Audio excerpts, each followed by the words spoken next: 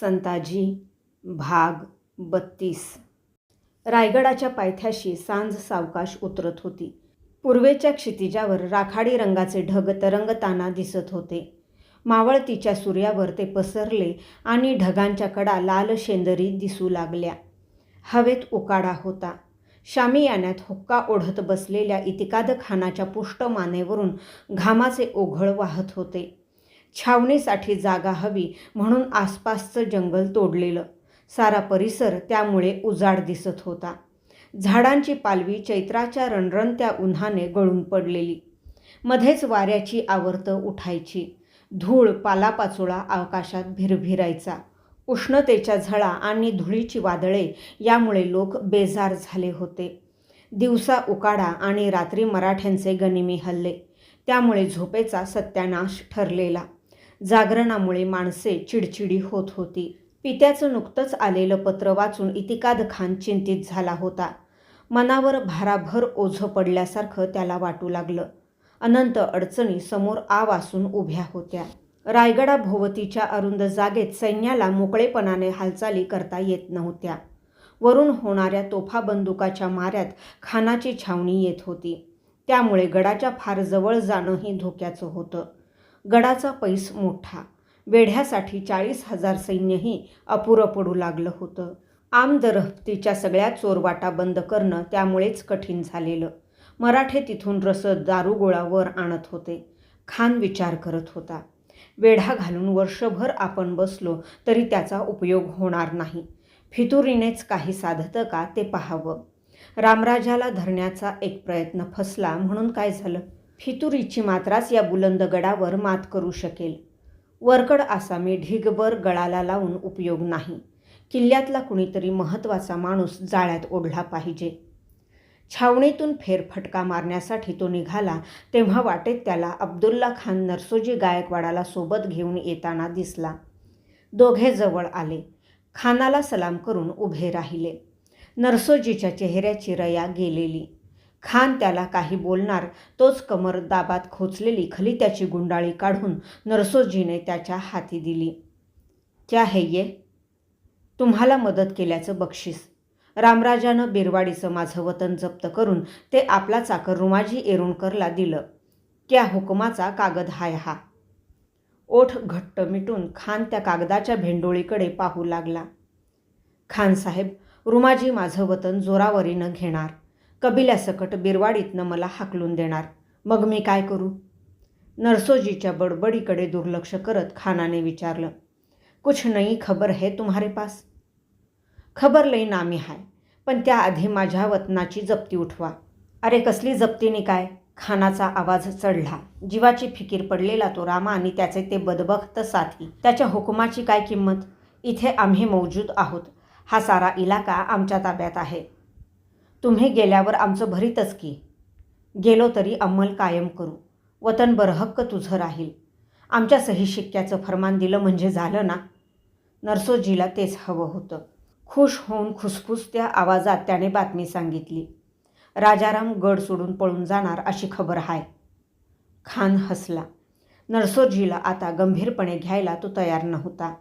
याआधी त्याचे सल्लेनी बातम्या फसव्या निघाल्या होत्या. राजाराम पळून जाणार हे तो आल्या दिवसापासून ऐकत होता. तसं घडेल असं त्याला वाटत नव्हतं. कारण मराठ्यांच्या हालचाली या बातमीला पुष्टी देणाऱ्या नव्हत्या. ते नेटाने लढत होते. गडावर धान्य सामानसुमानाचा मुबलक साठा त्यांनी करून ठेवला होता. हा पावसाळा राजाराम बहुधा इथेच काढेल असा खानाचा अंदाज होता. धोधो पडणाऱ्या इथल्या पावसात आपले मोर्चे कसे टिकणार ही चिंता त्याला लागली होती. दारुगोळा भिजून तोफा थंडावल्या की मराठ्यांना ती मोठीच संधी ठरणार होती. नरसोजी गेल्यावर तो अब्दुल्ला खानाला म्हणाला, याच्या बातमीत तथ्य नसावं. सिर्फ थोडा एहतियात ठेवला पाहिजे. पण नरसोजीला कळलेली बातमी खरी होती. गडावर गुप्तपणे तयारी सुरू होती. वेढा कारगर होत नाही तोच इथून निसटण्याचं प्रधानांनी पक्क केलेलं. चैत्र महिन्यातल्या वद्यदशमीचा दिवसही त्यासाठी निवडलेला. त्या दिवशी शुक्रवार म्हणजे जुम्मा होता. मोगलांसाठी ती सुट्टीच. छावणीत त्या दिवशी सामुदायिक नमाज पढण्यात आला. मौलवींचा खुतबा ऐकण्यात लोक दंग झालेले. नंतर ते कुराण पठणात मग्न झाले. वाटाड्यांनी वेढ्यातल्या कमकुवत जागा हेरून ठेवल्या होत्या. गडाच्या दक्षिणेला दाट झाडी होती. श्रीगोंदे टोकाच्या बाजूला मराठी स्वारांच्या तुकड्या दबा धरून थांबल्या होत्या. रात्री 2 प्रहरी रामराजे येसूबाईंच्या दर्शनाला आले. त्यांनी त्यांच्या पायांवर डोई ठेवली. बाळराजांसह तुम्हास सोडून जाताना मनावर दगड ठेवल्यागत झालंय, पण इलाज नाही वहिनीसाहेब. जमावाची संचणी करून खानाचा हा शह आम्ही मारून काढून तुम्हाला इथून काढून नेऊ. बाईसाहेब ते ऐकून गहिवरल्या. आपला धाकटा धीर संकटात आपल्याला असं टाकून जाणारा नव्हे. सर कारकुनांनी केवढा वात आणला असेल याच्या डोक्याला, म्हणून बिचारा निघालाय. तेही एका दृष्टीने चांगलंच आहे म्हणा. वेढ्यातून सुखरूप निसटला तर उमेदीने काही राजकारण करील. इथे थांबून अनर्थाची वाट पाहण्याखेरीज दुसरं काय करणार. हा गेल्यावर आपण एकट्या पडू हे खरं, पण आता त्याची सवय करून घेतली पाहिजे. नाहीतरी पतीच्या माघारी तशाही आपण एकट्याच आहोत. धीराचा पाय इथून निघत नाही. त्याला जड वाटतंय. कारभारी मात्र उड्या मारत जातील. त्यांना आपली ना फिकीर ना काळजी. बाईसाहेबांनी मनातल्या भावना आवरल्या. निग्रह राखून त्या म्हणाल्या, आमची चिंता करू नका. स्वतःला तुमच्या राण्यांना जपा. वेळ मोठी खडतर. माणसे जोडून त्यांना कार्yi लावा. यश देणारी तुळजाभवानी आहे. ताराबाई, राजसबाई, अंबिकाबाई या राजारामांच्या राण्यांना त्यांनी पोटाशी धरलं. त्यांना समजुतीच्या 4 गोष्टी सांगितल्या. थोरली जानकीबाई पतीसोबत जाईना. शूर सरनौबत प्रतापराव गुजराची लेखती. तिने स्पष्ट सांगितलं, अक्का महाराज, तुम्हाला सोडून मी मुळीच जाणार नाही. असं ग काय करतेस जानकी? संकटात पतीची साथ देणं हे तुझं कर्तव्य ना. त्यासाठी त्या तिघी आहेत. सगळे गेल्यावर तुमच्याजवळ कोण? जो तो आपलं बघतोय. मी शेवटपर्यंत तुमच्यासोबत राहीन. जे तुमचं होईल तेच माझंही होईल. संताजी घोरपडे मूकपणे दीर भाऊजाईच्या भेटीचा तो प्रसंग पाहत होते. राणीसाहेब खूप खूप एकट्या पडल्याची जाणीव त्यांना होत होती. मनोमन वाईटही वाटत होतं. जानकीबाईचा निग्रही निर्धार त्यांना आतून समाधान देऊन गेला. सारे निघून गेल्यावर बाईसाहेबांनी आवेगाने जानकीलाच कवळ घातली. त्यांच्या डोळ्यातून झरझर अश्रू वाहू लागले. कंठ दाटला. जानकी, पाठच्या बहिणीसारखी वागलीस हो आज. खरं तेच बोललीस. ज्याला त्याला स्वतःचं पडलंय. माझं असं या जगात आता कोण राहिलंय? असं बोलू नका हो अक्कासाहेब. मी आहे ना, म्हणूनच तुझा आधार वाटतो बाई. महाराज पेशवे निळो मोरेश्वरांच्या वाड्यात आले. तिथे प्रधान, कारकून, सरदार त्यांची वाट पाहत होते. सगळ्यांनी अंगावर काळ्या कांबळ्यांचे घोळ पांघरले. राण्या इतक्या नाजूक, पण त्यांनाही पायी गडाचा डोंगर उतरावा लागणार होता. सारे निघाले. कुशावर्त तलावाजवळून कवी कलशाच्या उजाड पडलेल्या वाड्याला वळसा घालून ते खाली उतरू लागले. वाटाडे वेड्या वाकड्या वाटेने त्यांना नेत होते. समोर उभ्या असलेल्या पोटल्याच्या डोंगराचा अवाढव्य आकार अंधारात अस्पष्ट दिसू लागला. मग काळकाईचा खळगा लागला. ही जागा डोंगर उतारावरील सपाटीची.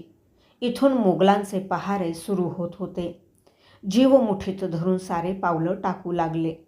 नशिबाने या बाजूला पहारे बेताचे होते.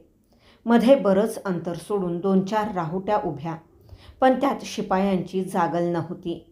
टेंभेही जळताना दिसत नव्हते. पहारे चुकवून ते पुढे आले. आता धोका एकच. टेहळणीसाठी दूरपर्यंत फिरणाऱ्या शत्रूकडील छबिन्याच्या स्वारांनी त्यांना पाहिलं असतं तर मात्र मोठी आफत झाली असती. सुदैवाने तसं काही झालं नाही. 2 कोस दाट जंगलात वाटचाल केल्यावर घोडदळाचं पहिलं पथक सामोरं आलं. महाराजांसह राण्यांना, सरदारांना बसायला ताजीतवानी घोडी मिळाली. प्रवास सुखकर झाला. गतीही वाढली. महाराज जसजसे पुढे जातील तसतशा घोडदळाच्या, पायदळाच्या आणखी तुकड्या त्यांना येऊन मिळू लागल्या. कधी अरण्यातून, कधी डोंगरदऱ्यातून प्रवास करत सावित्री नदीच्या काठाकाठाने स्वाऱ्या पोलादपूरजवळ असलेल्या उमरठ या गावी आल्या. कधी काळी स्वराज्याचा सुभेदार असलेल्या नरकेसरी तानाजी मालुसऱ्यांचं हे गाव. मालुसरे कुटुंबियांनी राजाने राण्यांची मायेने व्यवस्था लावली. उमरठ्याला एका रात्रीचा मुक्काम झाला. पहाटेला रायगडाकडून कोकणोबा दौडत आला. तिकडची बातमी त्याने आणली होती. खानाला खबर कळलीये. आग्या येताळागत नाचाया लागलाय तो. त्याचा सरदार फतेजंग खान 5,000 रावतांनिशी पाठलागावर निघण्याच्या तयारीत आहे. आमचा माग लागला त्याला? व्हय, आपल्याला लगोलग निघायला हवं. संताजींनी कुचाची गती वाढवली. पार घाटातल्या अवघड खिंडीत बहिर्जी घोरपडे, विठोजी चव्हाण, रुपाजी भोसले 500 स्वारांसह थांबले. हेतू हा की फतेजंग खान चालून आलाच तर काही काळ त्याला रोखता यावं. झपाझप मजला मारत सायंकाळच्या वेळी महाराजांसह संताजी प्रतापगडाच्या पायथ्याशी असलेल्या पार या गावी आले. गड मोगलांनी वेढलेला. पारच्या बाजूला अंबाजी चंद्रराव, आबाजी दरेकर यांचे मोर्चे होते. वेढ्यातली ही बाजू जराशी कमकुवत. संताजींनी आल्या आल्या तिथेच हल्ला चढवला. अचानक झालेल्या आक्रमणाने आबाजी दरेकर गांगरला. वेढ्यावरील सैन्याचा प्रमुख काकरखानाकडे त्याने जासूद धाडले. खान मदतीला धावून आला, पण तोवर दरेकर आणि अंबाजी चंद्ररावाची पथकं मागे रेटून संताजींनी महाराजांना वाट करून दिली होती. मोगलांचा हल्ला रोखण्यासाठी ते स्वतः थांबले. काकरखानाला त्यांनी दाद दिली नाही. मराठ्यांनी रोखलेली पारघाटातली खिंड पार करून रात्री उशिरा फतेहजंग खान धावत पळत तिथे येऊन पोचला. त्याची धावपळ व्यर्थ गेली, कारण महाराज सुखरूप गडावर पावले होते. त्यांच्या आगमनामुळे गडावरच्या शिबंदीला धीर आला. सातारा, विशाळगड, राजगड हे किल्ले अजून मराठ्यांच्या ताब्यात होते. महाराज प्रतापगडावर पोहोचल्याची खबर मिळताच हरेक किल्ला नव्या उमेदीने भांडू लागला. प्रतापगडाचा प्रतिकार तर एवढा तीव्र झाला की मोगलांना आपलं बरंचसं सैन्य तिथे आणून उभं करावं लागलं. रायगडावर पडणारा दाब त्यामुळे किंचित कमी झाला. जावळीचा इलाका पहाडी, दाट जंगलाने वेढलेला. मराठ्यांच्या गनिमी हल्ल्यांनी काकरखान जिकिरीला आला. त्याच्या सैन्याची हानी होऊ लागली. महाराजांनी प्रतापगडावर खाशांशी विचारविनिमय केला. वतनांच्या वेडापायी देशमुख वतनदार मोगली कौल घेत आहेत. त्यांना रोखण्यासाठी काय उपाय करावा? वतनदार ही उदरातली व्याधी खरी, पण ती बरी करण्यासाठी पोट तर फाडता येत नाही. थोरल्या महाराजांचं, शंभूराजांचं धोरण आता बदललं पाहिजे. रामचंद्र पंतांनी आपलं मत मांडलं. शिवाय धोरण महत्त्वाचं की राज्य, तेही एकदा ठरवायला हवं. प्रल्हादपंत रामचंद्र पंतांची री ओढत म्हणाले. वतनांचं आमिष पातशहा त्यांच्यासमोर ठेवतो म्हणून ते तिकडे जातात. त्याचा डाव त्याच्यावरच उलटवायचा असेल तर तगीर झालेली त्यांची वतनं त्यांना परत करा. शेवटी त्यांचा पर्याय स्वराज्याकडेच आहे हे आपण विसरता कामा नये.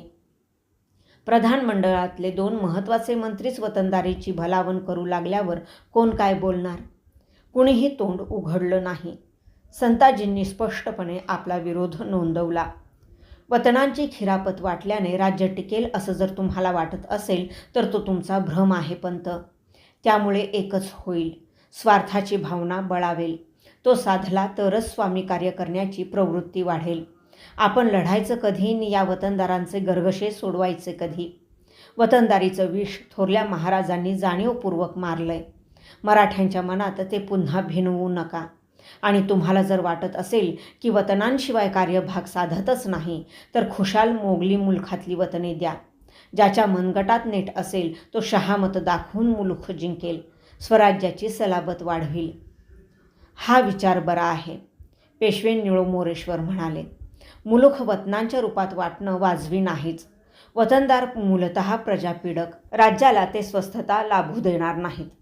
वतनदारीचं धोरण राजमंडळात मतभेद निर्माण करणार हे महाराजांनी ओळखलं. त्यांनी लगेच तो विषय बदलला. आपण भावी लढ्याविषयी बोलू. तुम्हाला काय वाटतं? कसे डावपेच आखावेत? हे युद्ध दीर्घकाळ चालणार आहे. सह्याद्रीचा आसरा सोडून आपण फारसं बाहेर पडू नये. मोगल सुस्त आणि आळशी आहेत. या दुर्गम भागात त्यांची होईल तितकी दमणूक करावी. धनसिंगरावांचा सल्ला अगदी योग्य आहे, पण महाराज तुम्ही एका जागी जास्त काळ थांबूही नये. सतत फिरून इतर किल्ल्यांना भेटी द्याव्यात. नेटाने लढणाऱ्या शिबंदीला त्यामुळे धीर येईल. भलतंच काय सांगताय संताजीराव? मुक्त फिरायला स्वराज्याचा मुलूख काय निर्धोक राहिलाय? प्रल्हादपंत फिसकारले. पण ते एका जागी राहिल्याने तरी धोका टळणार आहे का? तशी एक जागा आहे, चंजीची. देशावर गनिमाचा लाग चुकवत भटकण्यापेक्षा तिकडे जाणं उत्तम. ते सोपं नाही पंत. कर्नाटक, तामिळनाडात आलमगीराच्या फौजांचा पैस वाढलाय हे कदाचित तुम्हाला ठाऊक नसावं.